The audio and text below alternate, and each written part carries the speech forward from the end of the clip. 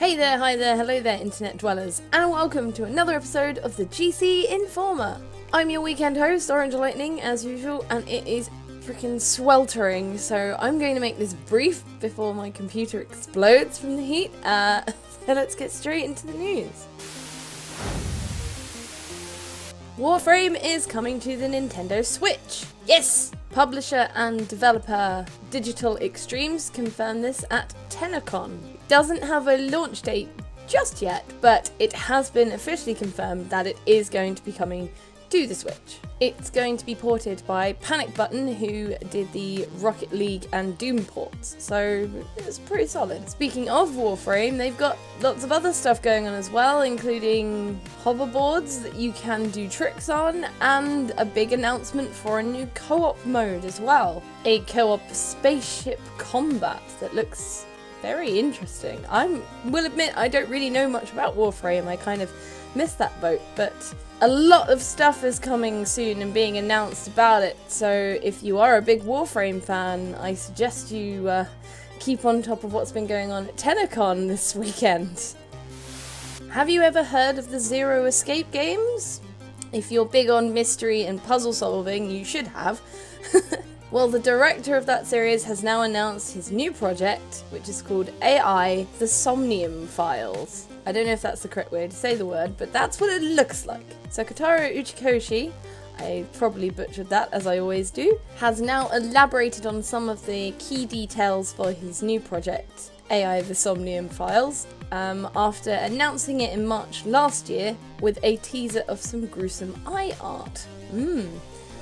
Well, it turns out that actually is a key component of the new game because you're going to be playing as a detective who has a cybernetic eye. So the game will be set in a more technological, advanced, modern-day Tokyo, and will centre around the detective Kaname Date on his quest to catch a serial killer. So with his cybernetic eye, obviously this is going to come with some cool little quirks, such as peering into the memories of witnesses and suspects alike, so you can get a deeper understanding of what's going on and maybe get behind some lies or things they're not telling you. So we already have the AI explained with our lovely detective's eye, but the word somnium is inspired by the Latin word for dream, as these visions into your witnesses and suspects' memories are to play out a bit like dreamscapes. Something else that was super interesting as well, though, is that during the presentation at Anime Expo, a director also revealed another character, a female character called Iris, who is going to be a YouTuber. So, she's an 18-year-old high school student, net idol, and she also does Let's Plays, so there you go. There hasn't been much revelation yet on what part she actually has to play in the story or anything like that, but just the announcement of her, which is going to be fun. It's going to throw more of a modern twist to this game of stuff that's very relevant today.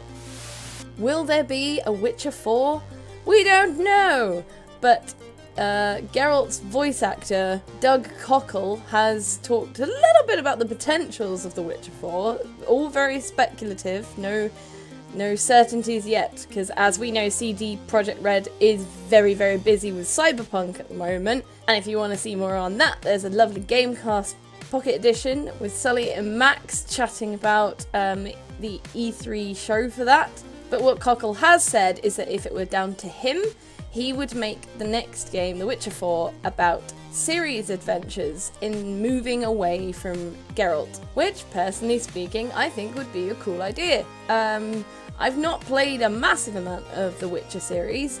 I have played some of 3, and it is really lovely, actually. It looks awesome, and it's just, it's a very solid game, I just don't have the hours. But now that Geralt has had 3 games, so he's had a trilogy, perhaps it is time to move onto focusing on a different character, which could be quite good, and who better to choose than Ciri? But this is all speculative, there is no certainties yet. CD Projekt Red are keeping pretty quiet on the subject of The Witcher, but you know, once Cyberpunk comes out, who knows? Keep your eyes and ears on that one. And I'm going to round off today's news with something else that's quite interesting to have come out recently, is the announcement of a Kill la Kill fighting game. Anyone who's familiar with the anime series will know that it's a few years old now and not really at the forefront of everything anymore, but it did create some big waves when it did come out, mostly down to its rather revealing costume changes from the female characters. But you know, Studio Trigger. But this is being put together by Arc System Works, who made the new Dragon Ball FighterZ game. So that's already a big ooh in my tick box, because as much as I don't actually own it or haven't played it yet, the new Dragon Ball game is something that I desperately do want to get. I just haven't got around to it yet because it's still quite expensive. But this is going to be coming to PlayStation 4 and PC. And yeah, the reveal trailer does look pretty cool. I really like that they've kept the sort of rough, scribbly art style of Kill la Kill there, and you can still see that very prominently. It looks nice. So what's the selling point for this? Kill la Kill is an older series and it did kind of tie itself up with a little bow, but this game apparently promises to tell the untold story of Kill la Kill, so it's going to have some additional content that was not seen in the anime, apparently. It's being developed by Atlus, who made the recent Little Witch Academia game, and it's being supervised by Studio Trigger. So watch this space. This could be a really good game and something really nice to kind of hop back to for Kill la Kill fans who had kind of drifted away, I guess. And that's all for today's news. I wanted to keep it relatively brief and just do some cool game announcements because I'm tired, it's hot, and I want to go lie down. So thank you guys so much for watching. I hope you have a good day. Enjoy the rest of your weekends, and I'll see you all again real soon. Take care for now. Bye!